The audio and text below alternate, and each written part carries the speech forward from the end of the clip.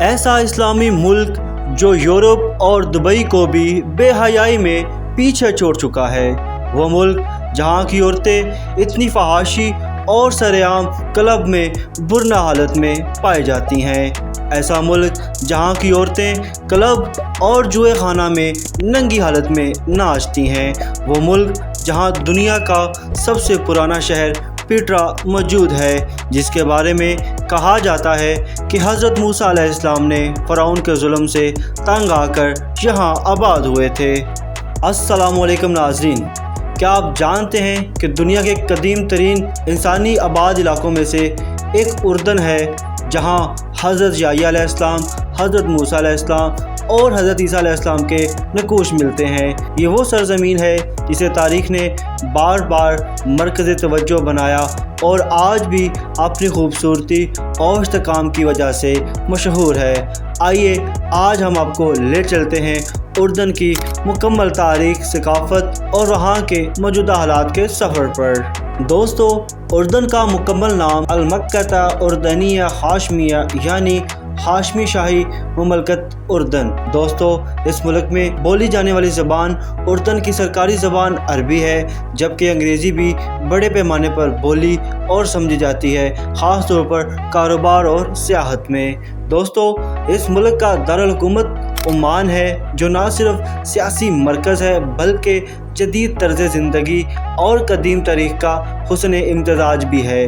دوستو، اس ملک کے سیر و تفریح کے مقامات کی بات کریں، دنیا کے 7 عجائبات میں شامل ہے، جسے پیٹرا کہا جاتا ہے، سرخ پتھروں کا شہر ہے، دنیا کا سب سے نمکین اور سب سے نچلا سمندر ڈیڈ سی بھی یہاں موجود ہے۔ دوستو، سرخ صحرا جو فلموں کی شوٹنگ کے لیے بہت زیادہ مشہور ہے، جسے وادی روم کہتے ہیں، اس کے ساتھ ساتھ قدیم رومی کھنڈرات وغیرہ یہاں پر ملتے ہیں۔ اس کے علاوہ عمان کا قدیم قلعہ جو کہ دنیا بھر میں بہت مشہور ہے۔ دوستو، اس ملک کی جی ڈی پی کی بات کریں، اردن کی معیشت زیادہ تر سروسز، سیاحت اور فاسٹ فوڈ کی پیداوار پر منحصر ہے۔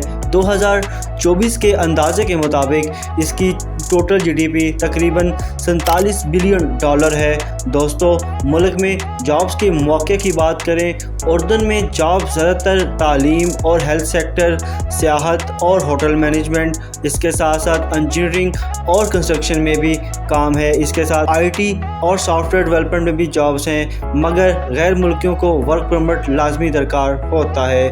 دوستو، ملک کی کل آبادی تقریباً 11.5 ملین ہے، جو کہ 1.15 کروڑ بنتی ہے۔ دوستو، اس ملک کا رقبہ اور سرحدوں کی بات کریں، اردن کا کل رقبہ 99,342 مربع کلومیٹر ہے۔ اس کی سرحدیں شمال میں شام، مشرق میں عراق، جنوب میں سعودی عرب اور مغرب میں فلسطین لگتا ہے۔ دوستو، کرنسی کی بات کریں، اردن کی کرنسی جورڈن دینار ہے، جو کہ خطے کے سب سے مضبوط کرنسیوں میں شمار ہوتی ہے۔ دوستو، اگر پاکستانی کمیونٹی کی بات کریں، اردن میں تقریباً 40 سے 50 ہزار پاکستانی مقیم ہیں، جو زیادہ تر مزدوری، گھریلو کام، ٹیکنیکل اور سروسز سیکٹر میں کام کرتے ہیں۔ دوستو، پاکستانیوں کے لیے اگر ویزا شرائط کی بات کریں، پاکستانی شہری اردن کا ویزا حاصل کرنے کے لیے پاسپورٹ کم از کم 6 ماہ کی میعاد ہو، بینک اسٹیٹمنٹ ہو، ویزا فیس، ہوٹل بکنگ یا اسپانسر کا لیٹر پیش کرتے ہیں۔ اردن کا ٹورسٹ ویزا عام طور پر 14 دن سے 1 ماہ کے لیے ملتا ہے۔ دوستو، اس ملک کی فوڈ اسٹریٹ کی بات کریں، اردن کے کھانے عربی ذائقے رکھتے ہیں۔ مشہور ڈشز میں منصف قومی ڈش گوشت اور دہی کے ساتھ چاول ہیں، فلافل اور خمس، شوارما۔ عمان کی فوڈ اسٹریٹ پر ان کھانوں کا مزہ دنیا بھر کے سیاح لیتے ہیں۔ دوستو، اس ملک کی اگر نائٹ لائف کی بات کریں، اردن کی نائٹ لائف زیادہ تر عمان اور عقابہ جیسے شہروں میں ہے، جہاں کیفے، ہوٹلز، لانچ اور روایتی میوزک کی محفلیں ہوتی ہیں۔ اس کے ساتھ ساتھ وہاں پہ ایسے کلبز ہیں جہاں پہ عورتیں برنا حالت میں پائی جاتی ہیں، وہاں پہ عورت کے ساتھ، مرد کے ساتھ برنا حالت میں پائے جاتے ہیں، جہاں پہ ایسے کلبز اور جوا اڈے ہیں جہاں پہ عورتیں برنا حالت میں ہو کر، ننگی حالت میں ہو کر ڈانس کرتی ہیں۔ یہ دبئی اور قطر کو بھی فحاشی میں پیچھے چھوڑ چکا ہے، مگر کچھ جگہوں پر پرسکون فیملی فرینڈ ماحول بھی ملتا ہے۔ دوستو، اس ملک کی اہم پیداوار کی بات کریں، اردن کی سب سے بڑی برآمدی مصنوعات میں फासेट और पोटाशियम, टेक्सटाइल, सियाहत वगैरह शामिल है। दोस्तों अगर इसके सालाना सियाह की बात करें, हर साल तकरीबन 5 मिलियन सियाह उर्दन में आते हैं, ख़ास तौर पर पेट्रा और डेड सी देखने के लिए। दोस्तों इस मुल्क की मज़हब की बात करें, उर्दन की आबादी मुसलमान 95% है, जो ज़्यादातर सुन्नी हैं, ईसाई 4%, बाकी अक़लीतें वगैरह शामिल हैं। दोस्तों इस मुल्क की औरतों के लिए कवानीन की बात करें, उर्दन में ख़वातीन को तालीम, काम और सफ़र की इजाज़त है।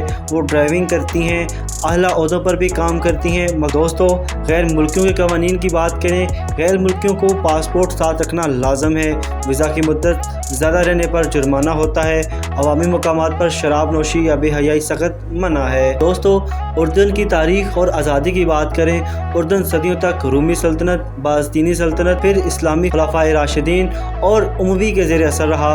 1916 में सल्तनत उस्मानिया के खिलाफ अरब बगावत हुई। 1946 में उर्दन ने बरतानिया से आज़ादी हासिल की और हाशमी बादशाहत कायम हुई। दोस्तों पाकिस्तानी ट्रैवल बुकिंग और अखराजात की बात करें, पाकिस्तानी सियाह ज़्यादातर ओमान जाते हैं, जिसमें फ़्लाइट इस्लामाबाद से ओमान तकरीबन 80,000 से 1,20,000 रुपये में रिटर्न मिल जाती है। अगर होटल की बात करें, 3 स्टार होटल फ़ी रात 40 से 60 दिनार, जो तकरीबन 15,000 रुपये पाकिस्तानी बनते हैं। अगर खाने की बात करें, एक महीने का खाने का खर्च 600 से 800 दिनार बनते हैं, जो तकरीबन 2 लाख रुपये बनते हैं। अगर इसको टोटल एक महीने के अखराजात की बात करें, 4 से 5 लाख पाकिस्तानी रुपये लगते हैं।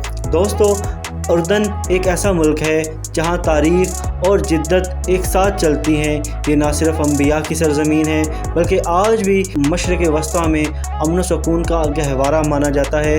अगर आपको कभी मौका मिले तो उर्दन के पेट्रा, बहर मुर्दार और ओमान की गलियाँ ज़रूर देखें।